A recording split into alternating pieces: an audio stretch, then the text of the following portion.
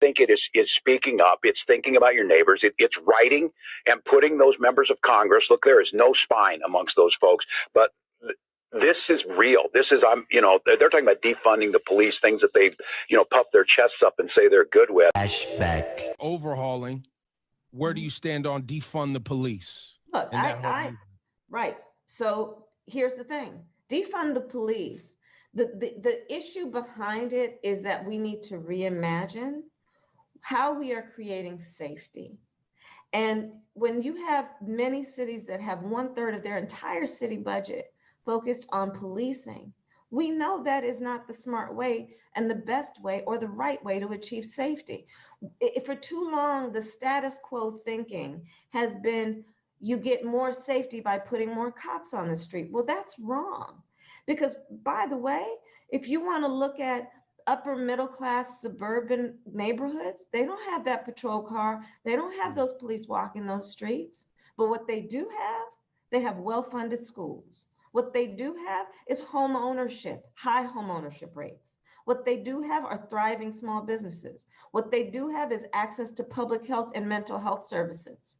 So this whole movement is about rightly saying, we need to take a look at these budgets and figure out whether it reflects the right priority. We spent 3 days, debating, having them trying to debate that President Musk gave a Nazi salute. Of course he did. How in God's name did the party of the working class lose the working class voters to this billionaire who's clueless?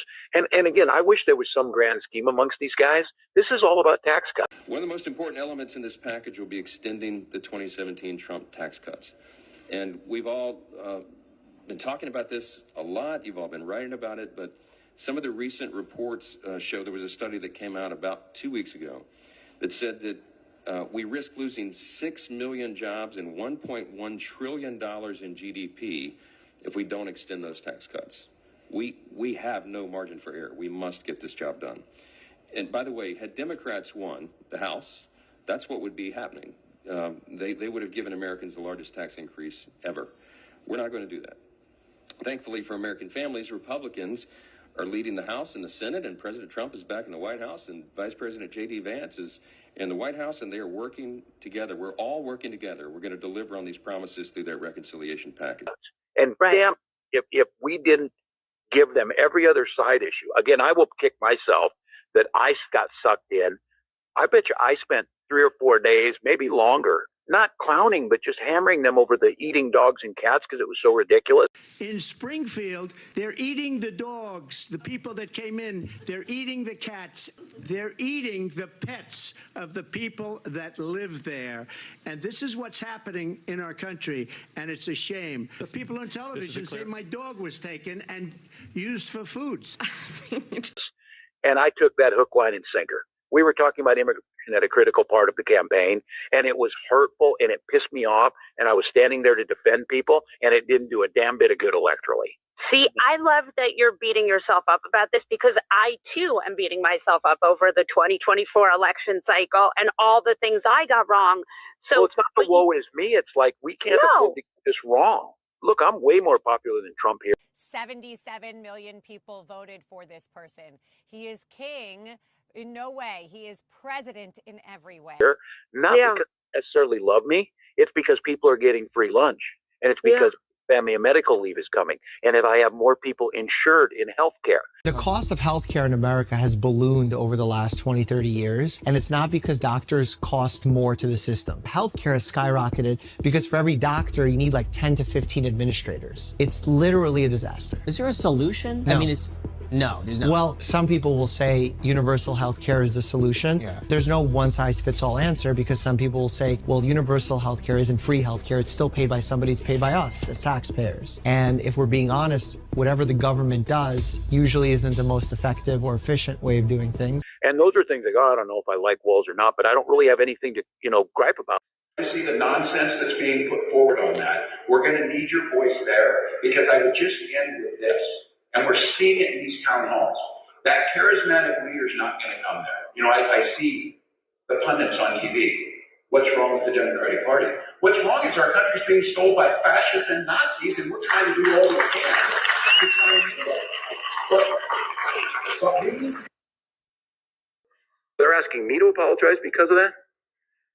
Well, you were talking about politicians in Washington. No, I'm talking about the people who are openly Nazis. That audio clip we heard, it sounds like you were talking about in Washington. And when Scott Jensen made similar comments about COVID restrictions. Look, we have folks marching in the streets. We have a woman in Coeur d'Alene, Idaho, pulled out by a militia. I'm talking to a group of supporters and saying what's going on in our country right now is we have people who are openly Nazis and fascists trying to take our country, and we need to push back.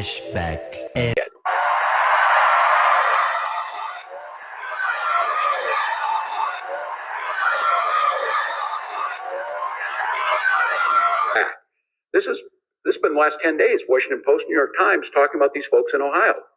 So no, I'm not going to apologize. The question I have is, why are they not condemning them? Why are they not condemning these people who are in Ohio doing these things to us? So, no. So you were not talking about Donald Trump and Republicans in Washington? No, I'm talking about these people who are there. Now, if they have tendencies to not say anything, I am asking those people in Washington, why are they not condemning this? Why is the Department of Justice not condemning these people who are doing that? So this is the story that the Republicans are asking about as we watch the federal government go step on all of our rights, as we watch them go through the Social Security Administration, as we watch them do all this. This is their focus. Be better. Be better. You pointed out that you went after Scott Jensen for almost the very same thing. Be better. Asking him to apologize. Were there open Nazis marching that he was talking about? Who was he talking about? I don't even remember. COVID-19 restrictions, likening it to the rise of Nazi Germany. Yeah. That is apples to elephants.